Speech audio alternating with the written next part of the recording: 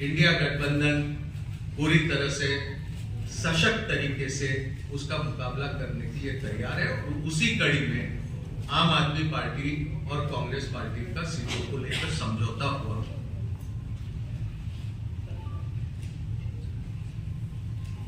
दिल्ली लोकसभा में 7 सीटें हैं। आम आदमी पार्टी 4 पे लड़ेगी। वो 4 सीटें नई दिल्ली, वेस्ट दिल्ली, साउथ दिल्ली और ईस्ट दिल्ली। कांग्रेस पार्टी 3 सीटों पर दिल्ली में चुनाव लड़ेगी, चांदनी चौक, नॉर्थ ईस्ट और नॉर्थ वेस्ट।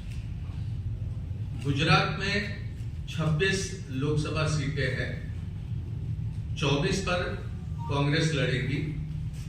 2 सीटों पर आम आदमी पार्टी के प्रत्याशी रहेंगे।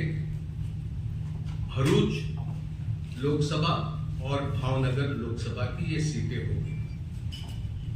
हरियाणा में 10 लोकसभा सीटों में से 9 सीटों पर भारतीय राष्ट्रीय कांग्रेस लड़ेगी और 1 सीट जो कुरुक्षेत्र की है वहां पर आम आदमी पार्टी के प्रत्याशी लड़ेंगे।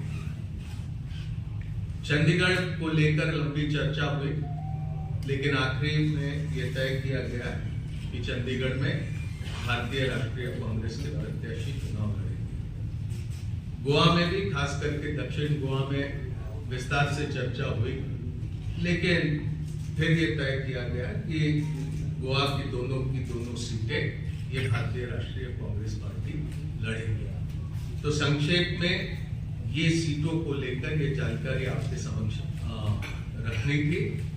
ये संभव है 2 अलग-अलग राजनीतिक दल हम होने की वजह से अलग-अलग चुनाव चिन्हों पर हम ये चुनाव लड़ेंगे, लेकिन हमारी जिम्मेदारी रहेगी कि दिल्ली में कांग्रेस पार्टी 3 पर प्रत्याशी रखने के बाद भी 7 पर हम किस तरह से कामयाब हो सकते हैं, उस दिशा में हमारा प्रयास रहेगा और हमारे तमाम कार्यकर्ता और नेता उस दिशा में प्रयास करेंगे। और इसी तरह की स्थिति सभी राज्यों में हम दोनों दलों के बीच में ही नहीं, तो इंडिया गठबंधन में जितने भी राजनीतिक दल है वो सभी तालमेल के साथ काम करते हुए अधिक से अधिक प्रत्याशियों को कामयाब करने की दिशा में प्रयास करेंगे।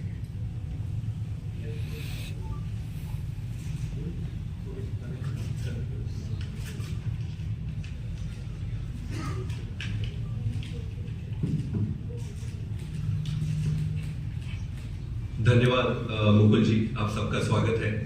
तो सीटों के बारे में मुकुल जी ने सारे स्टेट्स का डिटेल में बता दिया है।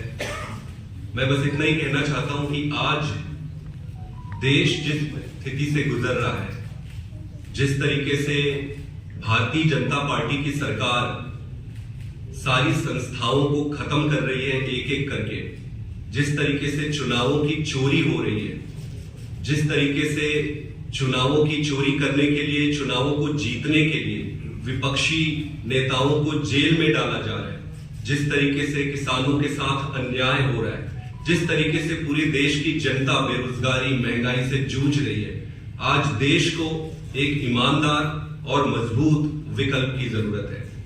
इसी को ध्यान में रखते हुए और अपने स्वयं के राजनीतिक छोटे छोटे बड़े छोटे हितों को दरकिनार करके देश के हितों को सामने रखकर इस गठबंधन में आए हैं। और गठबंधन में आने का उद्देश्य मैं एक बार फिर से आप सबके समक्ष रखना चाहता हूं कि देश इंपॉर्टेंट है, पार्टी हमेशा सेकेंडरी है। इस चुनाव को हम इस तरीके से नहीं लड़ेंगे कि ये कांग्रेस यहां से लड़ेगी, आम आदमी पार्टी यहां से लड़ेगी। इस चुनाव को इंडिया लड़ेगी। कुछ सीटों पर आम आदमी पार्टी अपने कैंडिडेट उतारेगी और कुछ सीटों पर कांग्रेस अपने कैंडिडेट उतारेगी। मेरा ये मानना है कि भारतीय जनता पार्टी के जो कैलकुलेशन और जो भी इन्होंने अपनी रणनीति बनाई थी, वो सारा इस अलायंस के बाद से उलटफेर हो जाएगा और देश की जनता के साथ मिलकर ये चुनाव लड़ेंगे और ये चुनाव जीतेंगे। बहुत बहुत धन्यवाद। सवाल ले लें क्या? सवाल ले लें। प्लीज। आसाम को लेकर तैयारी की जा रही है सर, आसाम को लेकर आपने 3 कैंडिडेट डिक्लेयर कर दिए। पंजाब में दोनों पार्टियों ने म्यूचुअली ये तय किया है कि अलग अलग चुनाव लड़ेंगे। संदीप जी, सवाल आपसे भी और मुकुल वासनिक जी से भी दोनों से है, क्योंकि आप लोगों ने स्पष्ट किया है कि 7 सीटों पर चुनाव जीतना है या बाकी सीटों पर जो चुनाव है वो जीतना है। तो ऐसे में क्या आपकी तरफ से जो स्टार प्रचारक होंगे वो कांग्रेस के लिए भी प्रचार करेंगे या और कांग्रेस के स्टार प्रचारक आप लोगों के लिए प्रचार करेंगे? दूसरा, क्योंकि ये अलायंस पहली बार नहीं हुआ है कि 2 अलग अलग विचार के लोग मिल रहे हो, हमने यूपी में भी देखा था और वो सफल नहीं हुआ था, मायावती और समाजवादी पार्टी। ऐसे अपने निचले कैडर को कैसे समझा पाएंगे कि जिनके खिलाफ आप विधानसभा में लड़ रहे हैं, यहाँ पर आप लोग एक है? दोनों सवाल का जवाब दीजिए। देखिए, हमारा पूरा कैडर देश के लिए राजनीति में आया है।